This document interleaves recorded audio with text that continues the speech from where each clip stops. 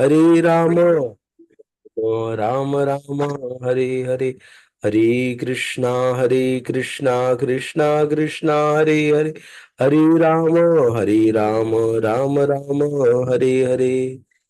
जय श्री प्रभुपाद की जय, अनंत कोटि वैष्णव वृंद की जय। हरे कृष्णा।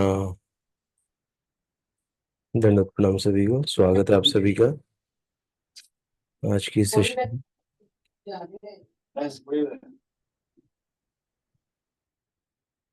तो आज हम लोग पढ़ने वाले हैं श्रीमद् भगवद गीता, अध्याय 4 और श्लोक संख्या 31। तो आज श्री प्रभुपाद जी का अपीयरेंस डे भी है ना। बहुत स्पेशल डे है, थोड़ा हम लोग उसके ऊपर भी हम लोग थोड़ा प्रभुपाद जी का पास्ट टाइम्स थोड़ा चर्चा करेंगे एक श्लोक पढ़ने के बाद।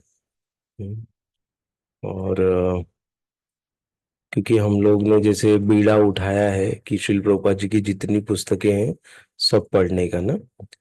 तो ये विगत 4 सालों से हम लोग श्रील प्रभुपाद जी की छोटी छोटी पुस्तकें पढ़ रहे हैं। अभी हम लोग ने श्रीमद् भगवद गीता पढ़ना प्रारंभ किया है ना। अभी तक हमने करीब करीब 30 से 40 छोटी छोटी पुस्तकें प्रभुपाद जी की पढ़ डाली हैं ना, इन सेशंस में। लेकिन चूंकि उसको मैंने रिकॉर्ड नहीं कर पाया क्योंकि वो मोस्टली गूगल मीट पे होती थी वो मीटिंग्स। तो अभी ये प्रारंभ किया है श्रीमद् भगवद गीता से सारे सेशंस को रिकॉर्ड करना। तो आगे भी और भी पुस्तकें बची हैं, उनको हम लोग पढ़ेंगे जैसे हमारा ये भगवत गीता का समाप्त होता है पढ़ के। तो हम लोग पढ़ते हैं, तो इसलिए हमारे पर बहुत कृपा भी है कि हम इतना प्रभुपाद जी की जो लिखा है पुस्तकें वो पढ़ पा रहे हैं ना। और प्रभुपाद जी के लिए एक टाइप का ये ट्रिब्यूट है ना, कि हम उन्होंने जो लिख के गए उसको हम पढ़ रहे हैं, उसको फॉलो कर रहे हैं। ये हम लोग क्या है, एक टाइप की हमारा उनके लिए एक श्रद्धांजलि जैसा है ना। हम लोग उनके लिए एक ट्रिब्यूट दे रहे हैं। हम्म, हम्म। तो हम लोग अभी पढ़ते हैं।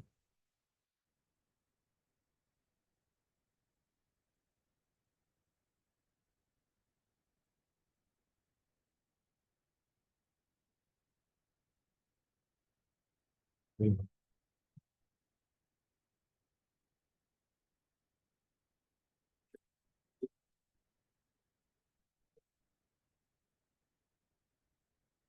तो ये हमने पढ़ा था, पूरा यज्ञ के ऊपर पढ़ रहे थे हम लोग ने। तो यज्ञ का यहाँ पर बताया है कि कैसे द्रव्यमय यज्ञ, स्वाध्याय यज्ञ और योग यज्ञ, ये सब चीजों के ऊपर हमने पढ़ा था पिछले श्लोकों में। और फिर इंद्रिय तृप्ति ना से भिन्न धरातल पर स्थित न हुआ जाए तब तक सच्चिदानंद की नित्य धरातल तक उठ पाना संभव नहीं है ना। भगवान को पाना है तो हमको जो भौतिकता भरा जीवन है उसको त्यागना ही पड़ेगा ना। अगर हम सोचे कि हम दोनों को लेकर चले ना, कि हम इंद्रिय तृप्ति भी बहुत अच्छे से करें और भक्ति भी करें ना, तो कुछ दिन तक ही चल पाएगा, ज्यादा दिन तक वो चल नहीं पाएगा।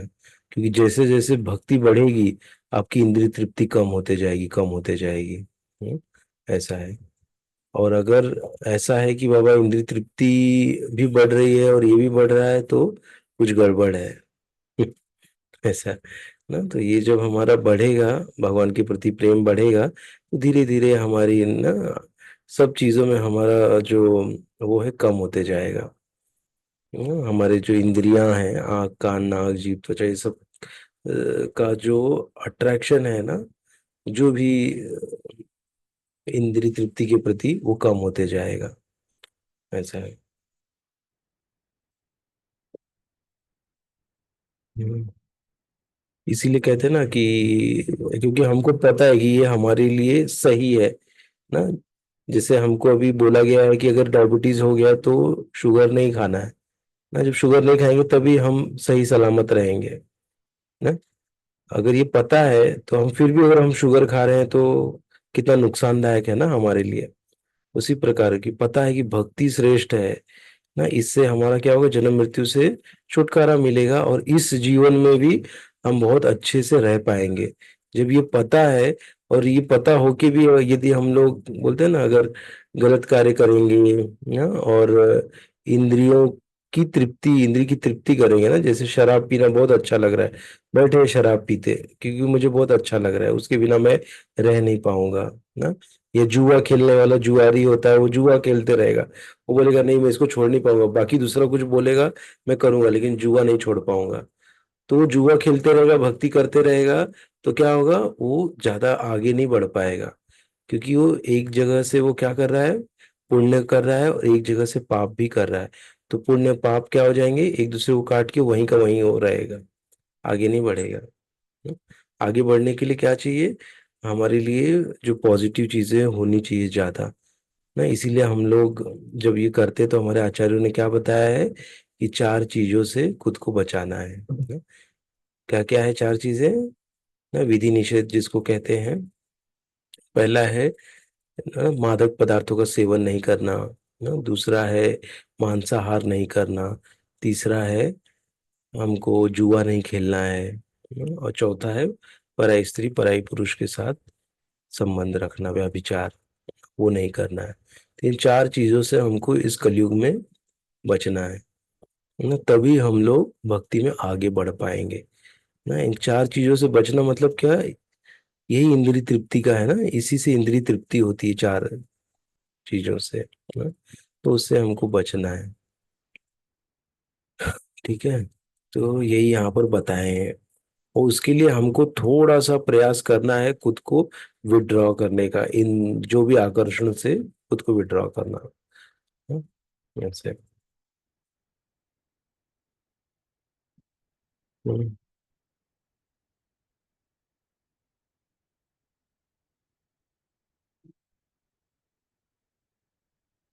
ना जैसे अभी हमारा, जैसे एक जैसे जो कुत्ते रहते हैं ना, वो लोग रास्ते पे जो घूमते डॉगीज, वो लोग किसी के साथ भी वो लोग का संबंध हो जाता है ना। अगर हम भी वैसे ही अगर रहेगा हमारा, तो क्या होगा, बहुत खराब होगा ना उसका रिजल्ट। इसीलिए विवाह में रह के ना, जो भी संबंध है वो स्थापित करना, वो शास्त्र के हिसाब से सही है। ऐसे ना, तो वहां पर वो इंद्रिय निग्रह हो रहा है ना, जैसे जो गृहस्थ में है ना, और जो एक पति व्रता एक पत्नी व्रता है ना, तो वो भी ना ब्रह्मचर्य का ही जीवन व्यतीत कर रहे हैं, ऐसा है। तो हम लोग आज का श्लोक देखते हैं। नायं लोको अस्यत्य यज्ञस्य कुतो अन्यः कुरु सत्तमा। नायं लोको असत अयज्ञस्य कुतो अन्यः कुरु सत्तमा। पढ़ते इसका मीनिंग, न कभी नहीं, अयम यह लोक, लोक लोक, अस्ति है, अयज्ञस्य यज्ञ न करने वाले का, कुतः कहाँ है, अन्य अन्य, कुरु सततम हे कुरुश्रेष्ठ। हे कुरुश्रेष्ठ, जब यज्ञ के बिना मनुष्य इस लोक में, इस जीवन में ही सुखपूर्वक नहीं रह सकता, तो फिर अगले जन्म में कैसे रह सकेगा। हम्म, इसका तात्पर्य पढ़ते हैं। तात्पर्य श्री प्रभुपाद जी द्वारा। मनुष्य इस लोक में चाहे जिस रूप में रहे, वह अपने स्वरूप से अनभिज्ञ रहता है। दूसरे शब्दों में, भौतिक जगत में हमारा अस्तित्व हमारे पापपूर्ण जीवन के बहुगुणित फलों के कारण है। अज्ञान ही पापपूर्ण जीवन का कारण है, और पापपूर्ण जीवन ही इस भौतिक जगत में अस्तित्व का कारण है ना। अज्ञान, जब तक अज्ञान में हम रहेंगे, तब तक क्या होगा, पाप होगा हमसे। जैसे ही ज्ञान आएगा, तो पाप करना पहले बंद करेंगे हम लोग ना, क्योंकि ये जो चार चीजें हमने बताई, उन चार चीजों से पाप होता है। और पाप कैसे होता है, पाप होता है ना, किसी की कोई वस्तु चुराने से, किसी का अहित करने से, किसी को मारने से बिना किसी कारण के, किसी के प्रति हमारे अंदर बुरी भावना लाने से ना, ये सब पाप के कारण हो जाते हैं ना? लेकिन अभी इस कलयुग में सबसे बड़ा पाप यही है कि इन चार चीजों को जो है ना, वो करने से बहुत बड़ा पाप लगता है। और ये अज्ञान के कारण पाप होता है। और पापपूर्ण जीवन इस भौतिक जगत में अस्तित्व का कारण है। इसका मतलब क्या, ये पापपूर्ण जीवन हम कर रहे हैं, इसी वजह से हम अभी तक इस भौतिक जगत में हैं। अगर पाप करना बंद कर दे तो हम यहाँ से निकल जाएंगे इस भौतिक जगत से। यही बता रहे हैं यहाँ पे। क्योंकि पाप जब तक रहेगा तब तक हमको जन्म मृत्यु में आते रहना पड़ेगा ना। और पुण्य भी रहा तभी भी आते रहना पड़ेगा। दोनों नहीं चाहिए। मनुष्य जीवन ही वह द्वार है जिससे होकर इस बंधन से बाहर निकला जा सकता है ना। जैसे हम लोग अगर देवता बन गए तो देवता बन के स्वर्ग में गए, और स्वर्ग से हम सोचे कि सीधा हम लोग अभी चले जाएंगे भगवत धाम, तो नहीं जा पाएंगे ना। स्वर्ग से वापस गिरना पड़ेगा इस लोक में ना। और मनुष्य का जन्म लेके तभी हम जा पाएंगे। इसीलिए कहा गया है मनुष्य जीवन दुर्लभ है। मनुष्य जीवन दुर्लभ है ना। बहुत ही कृपा से मिलता है और बहुत सालों के बाद मिलता है। हम्म, क्योंकि अगर हम लोग देवता बन गए तो देवता का कितना ज्यादा होता है ना, एक दिन 6 महीना ना। अपना 6 महीना, वो लोग का एक दिन। एक दिन मतलब 12 घंटा। मतलब अपना एक साल, वो लोग का एक दिन 24 घंटा है। सोचिए, मतलब हम लोग कितना अपना बढ़ा लेंगे ना, वहां पे अपना जीवन। और वो लोग का भी जीवन 100 साल का है। सोचिए हमारा क्या हालत हो जाएगा उतना दिन के बाद जब यहाँ आएंगे।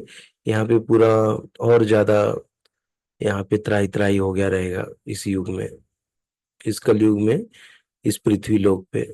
हम्म। अज्ञान ही पापपूर्ण जीवन का कारण है, और पापपूर्ण जीवन ही इस भौतिक जगत में अस्तित्व का कारण है। मनुष्य जीवन ही वह द्वार है जिससे होकर इस बंधन से बाहर निकला जा सकता है। अतः वेद हमें धर्म अर्थ काम तथा मोक्ष का मार्ग दिखलाकर बाहर निकालने का अवसर प्रदान करते हैं। बाहर निकलने का अवसर प्रदान करते हैं। धर्म या ऊपर संस्तुत अनेक प्रकार के यज्ञ हमारी आर्थिक समस्याओं को स्वतः हल कर देते हैं। जनसंख्या में वृद्धि होने पर भी यज्ञ संपन्न करने से हमें प्रचुर भोजन, प्रचुर दूध इत्यादि मिलता रहता है। जब शरीर की आवश्यकता पूर्ण रहती है तो इंद्रियों को तुष्ट करने की बारी आती है। अतः वेदों में नियमित इंद्रिय तृप्ति के लिए पवित्र विवाह का विधान है ना। विवाह करके इंद्रिय तृप्ति कर सकते हैं। इस प्रकार मनुष्य भौतिक बंधन से क्रमशः छूटकर उच्च पद की ओर अग्रसर होता है ना। लेकिन जो विवाह करके जो इंद्रिय तृप्ति है वो भी क्या होनी चाहिए, रेगुलेटेड होनी चाहिए ना। वो ये नहीं कि ना कोई उसका लिमिट ही नहीं है। लिमिट होना चाहिए हर चीज का।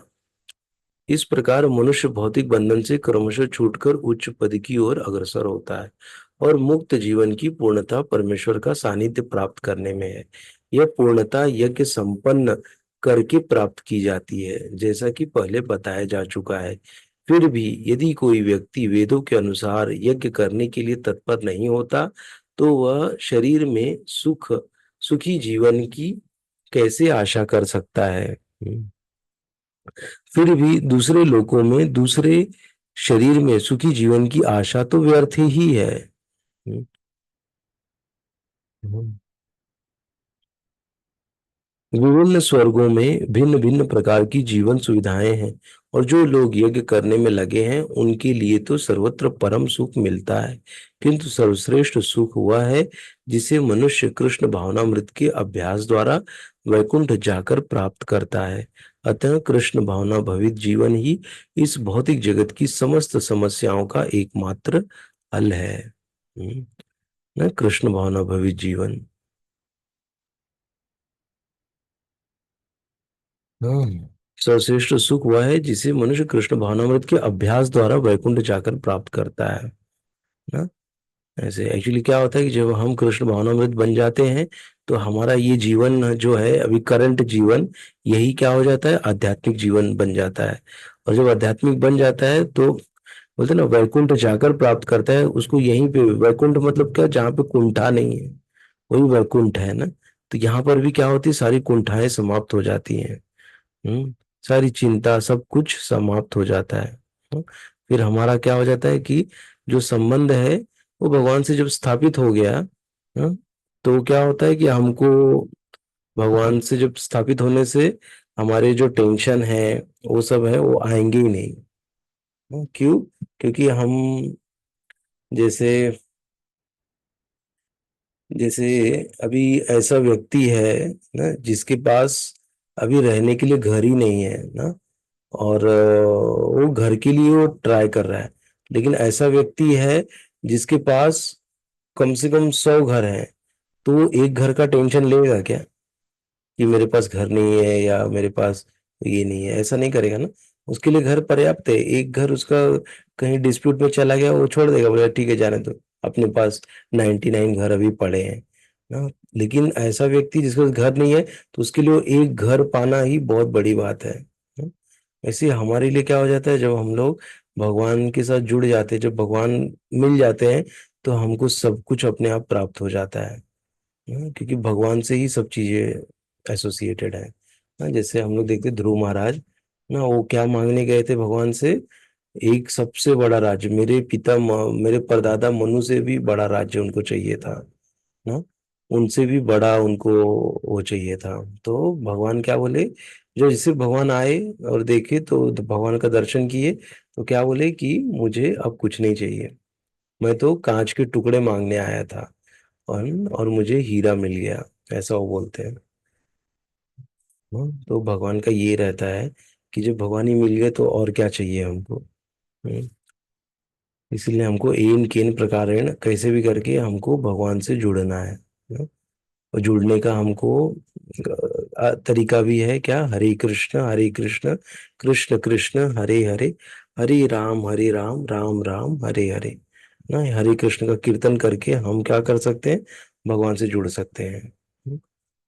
वैसा तो हमको ये प्रयास करना चाहिए। तो अभी हम लोग थोड़ा श्री प्रभुपाद जी के बारे में थोड़ा हम लोग चर्चा करते हैं। आप लोग भी कुछ बोलना चाहेंगे? कोई स्टोरी रहेगी तो आप लोग भी बोल सकते हैं।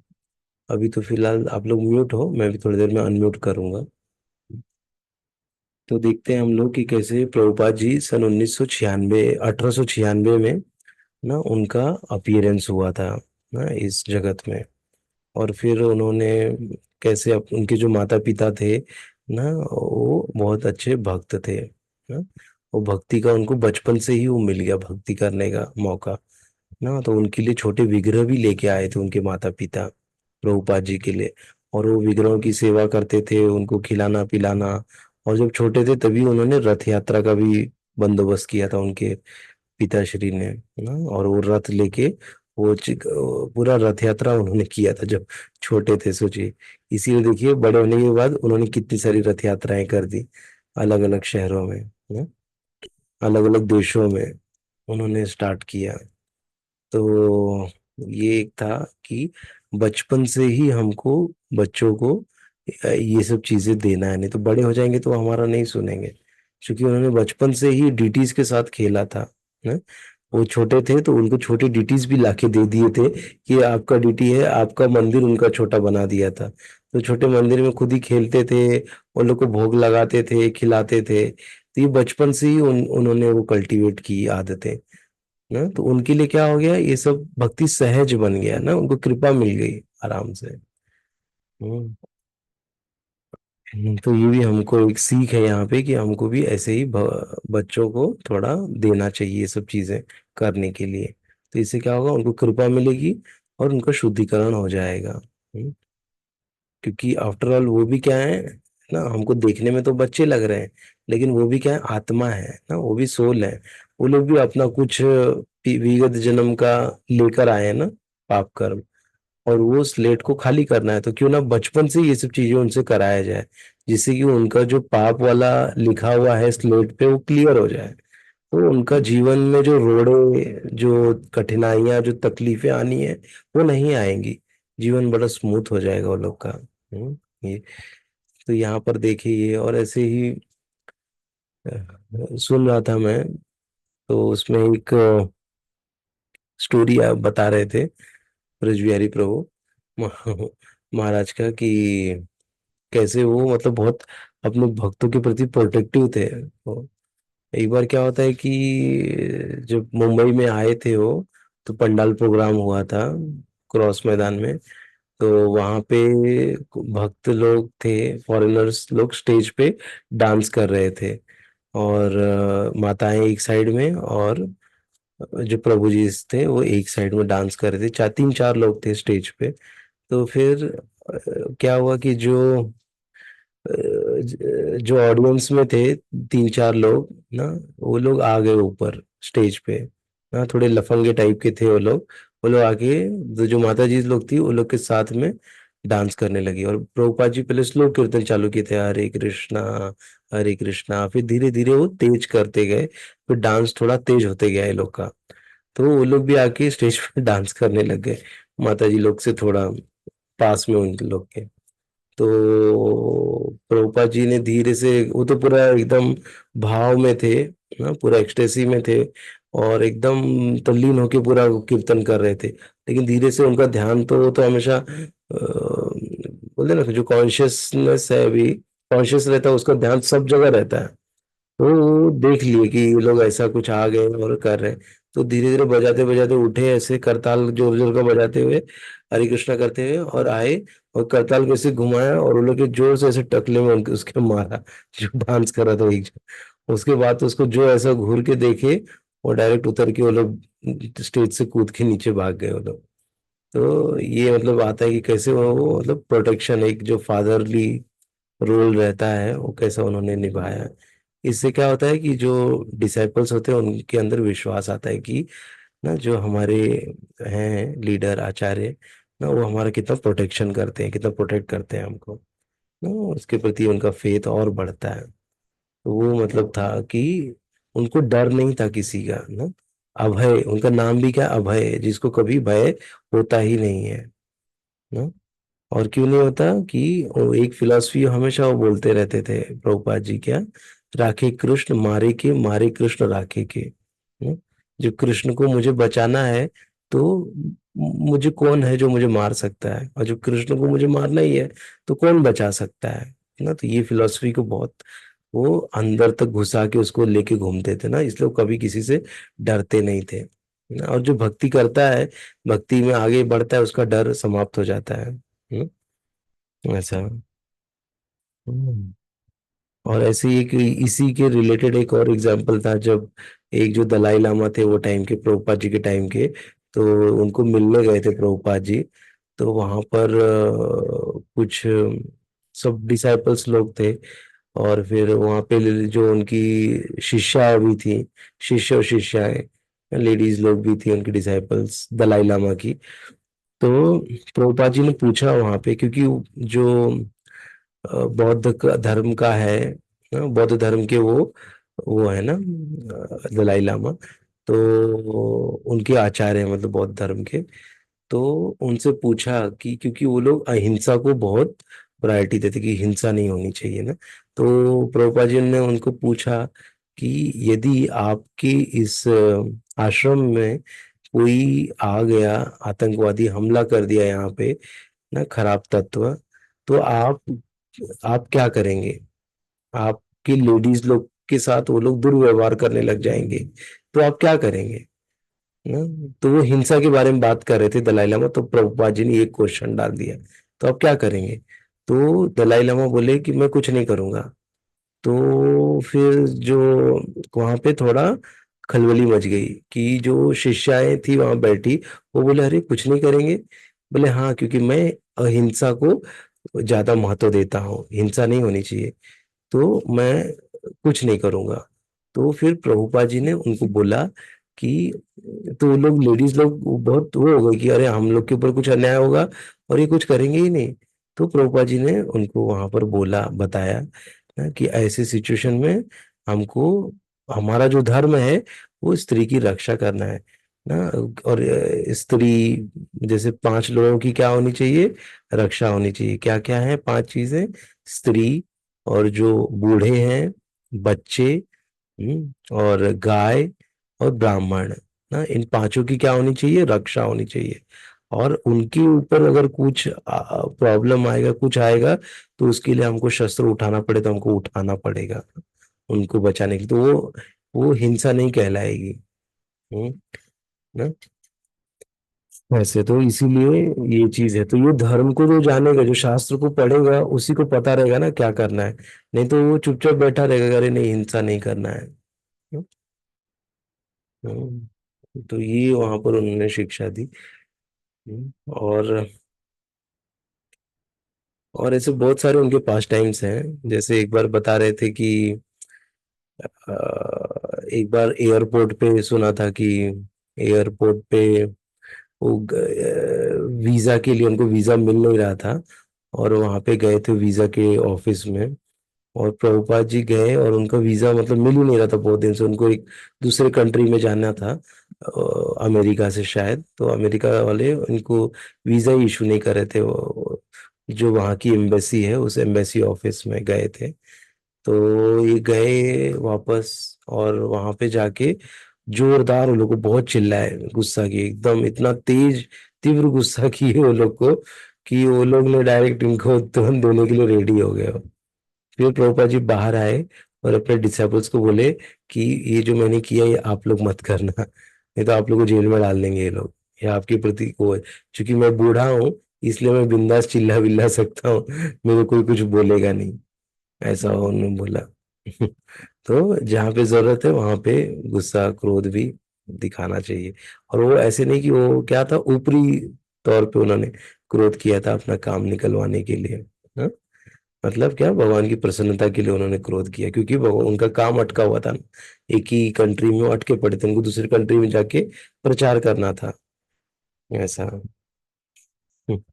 और एक आता है कि एक बार जब वो यहाँ जुहू में थे, तो उनका तभी सेवा करने के लिए भक्ति चारू स्वामी महाराज थे। तो प्रभुपा जी ने जूस मांगा, संतरे का जूस मिलेगा क्या। तो ये गए किचन में देखे, और संतरा था ही नहीं, फ्रिज में कहीं भी नहीं दिखा उनको। तो फिर ये क्या किए कि ये बिना बताए और उनको वो चले गए लाने के लिए। और पहले प्रभुपाद जी के पास घंटी रखी रहती थी, घंटी बजाते थे, तुरंत उनके जो सर्वेंट है वो आते थे। तो ये क्या हुआ, आए प्रभुपाद जी ने बोला जूस चाहिए, ये बोले ठीक है।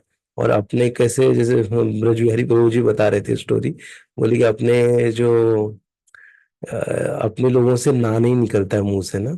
तो बोले तुरंत वो क्या किए कि आके प्रभुपाद जी को बताया नहीं कि मौसम संतरा खत्म हो गया है, मैं जाके मार्केट से लेके आता हूँ। वो क्या बोले कि अरे काहे को बताऊं, जाके मैं तुरंत नीचे जाके लेके आता हूँ। और वो क्या हुए, चले गए मार्केट में लाने के लिए, और आने में उनको लग गया आधा घंटा। और तब तक तो प्रभुपाद जी ने बहुत सारे बेल बजा दिए, वो बुला रहे थे उनको कि। और उन्होंने क्या था, 3 दिन से कुछ भी खाया पिया नहीं था, एकदम भूखे थे प्रभुपाद जी, क्योंकि वो टाइम पे उनका जो एपेटाइट है बहुत कम हो गया था, ज्यादा खा नहीं पाते थे वो। तो ये गए और मार्केट से लेके आए, लेके आए, और फटाफट जूस तैयार किया और लाके प्रभुपाद जी के सामने ग्लास रख दिया। और प्रभुपाद जी तो वेट कर रहे थे आधा पौना घंटा से, उसके बाद आए, और बहुत सारा बेल बजा चुके थे। तो प्रभुपाद आते ही उनको ऐसा उनको चिल्लाए जोर जोर का, बोले लेके जाओ इसको, जूस उठा के फेंक दो, मुझे नहीं चाहिए। रास्कल उसकल बहुत उनको बोल दिए, डांट दिए एकदम जोरदार। और फिर वो क्या थे, उनको पता था कि प्रभुपाद जी इतने दिन से भूखे हैं, कुछ खाए नहीं। तो चुपचाप उन्होंने सॉरी और वो करके चुपचाप खड़े रहे वहां पे, और वो ग्लास वहीं पे रख के वो चले गए। फिर बाद में फिर प्रभुपाद जी बेल बजाए, फिर ये आए वापस, देखिए वो जूस उन्होंने पी लिया था प्रभुपाद जी ने। और फिर प्रभुपाद जी उनको बोले कि सॉरी, मैंने आपको इतना स्कोल्ड किया, इतना चिल्लाया, आपको डांटा, मुझे क्षमा करना, एक्चुअली मैं बूढ़ा हो गया हूँ, तो मेरी बातों का बुरा मत मानना, ऐसे करके उनको वो कंसोल भी करते हैं। और बोलते हैं कि यही मतलब बताते हैं उनको कि जूस अच्छा था, और बुरा मत मानना मेरी बातों का। तो एक तरफ से मतलब क्या था कि वो डांट फटकार भी लगाते थे और प्यार भी करते थे ना। तो हमको भी अपने जीवन में ना ऐसे ही रहना चाहिए। ये नहीं कि अगर हमारा किसी के साथ संबंध अगर खराब हो गया तो उसको खराब स्थिति में ही छोड़ दें हम, ऐसा कभी नहीं करना चाहिए। उस संबंध को, क्योंकि अभी हम चूंकि भक्त बनने का प्रयास कर रहे हैं, तो हमारे जो संबंध है ये भगवान अभी बना रहे हैं हमारे संबंध ना। तो कभी भी हमारा अगर मन मुटाव हो जाए या हमारे मतों में भेद आ जाए, मतभेद हो जाए ना, लेकिन हमको कभी किसी को बोलते ना, किसी का बुरा नहीं मानना चाहिए और किसी के प्रति बुरा भी नहीं करना चाहिए, और मन में कुछ लगा नहीं लेना चाहिए किसी के प्रति। तुरंत बात करके कुछ जो भी मतभेद है उनको सॉल्व करके आगे बढ़ना चाहिए। क्योंकि बड़े भाग्य से अभी हमको भक्त लोग मिले, भक्तों का संग मिला है। इस संघ को हमको जब तक हम जीवित है तब तक हमको चलाना है ना? क्योंकि सब एक जैसे नहीं होते हैं ना। अगर हम सोचे कि सभी अच्छे हो जाएं ना, तो जो अच्छे हैं कैसे पता चलेगा कि वो इतने अच्छे हैं ना? उसके लिए आपको फिर मतलब बोलते ना, भक्त के संग में आते तो हमको बहुत सारे अलग अलग टाइप के भक्त होते हैं वहां पे भी ऐसे। लेकिन हमको क्या होना चाहिए हमेशा, थोड़ा विजिलेंट भी होना चाहिए ना। जैसे भक्त सिंपल होता है ना, लेकिन वो मूर्ख नहीं होता है, फुलिश नहीं होना चाहिए कि हमको कोई भी आके हमको बुद्धू बना के चला जाए। ऐसा नहीं होना चाहिए ना। हम सिंपल रहते हैं लेकिन हम बुद्धिमान भी हैं ना। अगर कोई गलत कर रहा है तो उसको हम समझ रहे भी रहे हैं, और वापस से हमको कोई चीट ना करे उसके प्रति भी हम सजग रहते हैं ना। तो सिंपल बनेगा ये मतलब नहीं कि आके आपको कोई भी चीट करके चला जाए। ऐसे है। एक और आता है प्रभुपाद जी का कि बंगाल का भी बताए थे वो, कि बंगाल में एक बार प्रभुपाद जी थे तो वहां पे प्रोग्राम था, सेम पंडाल प्रोग्राम, ऊपर वो बैठे थे स्टेज पे, और तब तक कुछ उपद्रवी आ गए, और वो लोग आके सारे जो कुर्सी चेयर थे सब उठा उठा के फेंकने लग गए। तो प्रभुपाद जी ने देखा, और बाकी लोग तो सब भागने लग गए यहाँ वहाँ। बाद में फिर प्रभुपाद जी बैठे रहे स्टेज पे, और बैठ के फिर जोर से बोले, करताल लेके बजाना चालू किए, गोविंदम आदि पुरुषम तम हम भजामी गोविंदम, और जोर का वो गाने लगे। और वो लोग ने देखा, और वो लोग थोड़ी देर के लिए उनके आंखों में आंखें डाल के प्रभुपाद जी जोर का गाए एकदम। तो उनको देख रहे कि अरे ये तो डर ही नहीं रहे, तो अपना चालू कर दिए कीर्तन। तो वो लोग क्या हुए, वो लोग वहां से निकल लिए, और वो जब निकल गए तो वापस से सारी जनता आ गई, जो भी सारे डिवोटी से फिर से आ गए। हाँ, तो यहाँ से पता चलता है कि प्रभुपाद जी को डर नहीं लगता था, और जो भक्त होते हैं उनको कभी डरना नहीं चाहिए। हम्म, क्योंकि उनके प्रोटेक्शन कौन कर रहा है, साक्षात भगवान उनका प्रोटेक्शन कर रहे हैं, तो डर किस बात का। ऐसे। ठीक है, तो आप में से अगर कोई कुछ बोलना चाहते तो बोल सकते हैं। 4-5 मिनट है हमारे पास।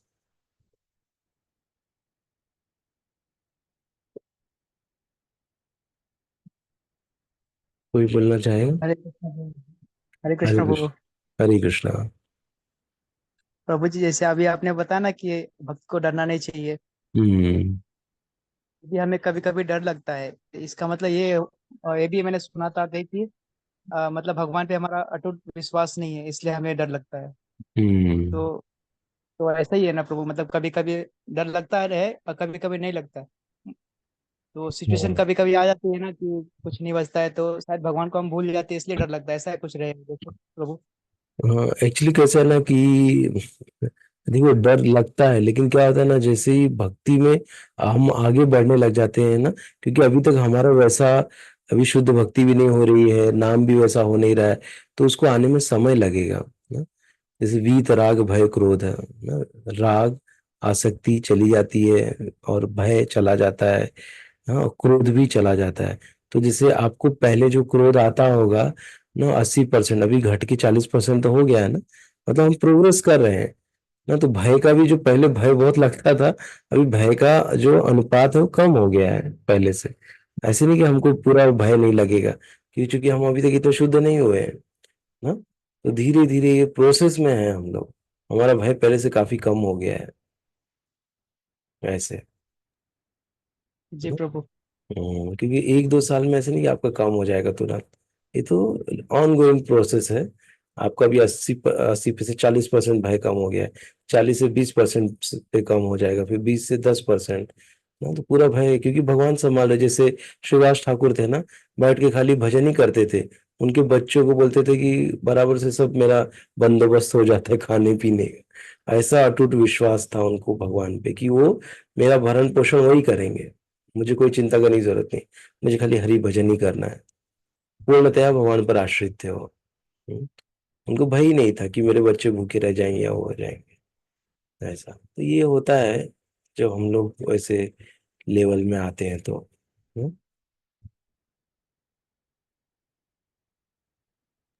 Thank you Prabhu. Hare Krishna.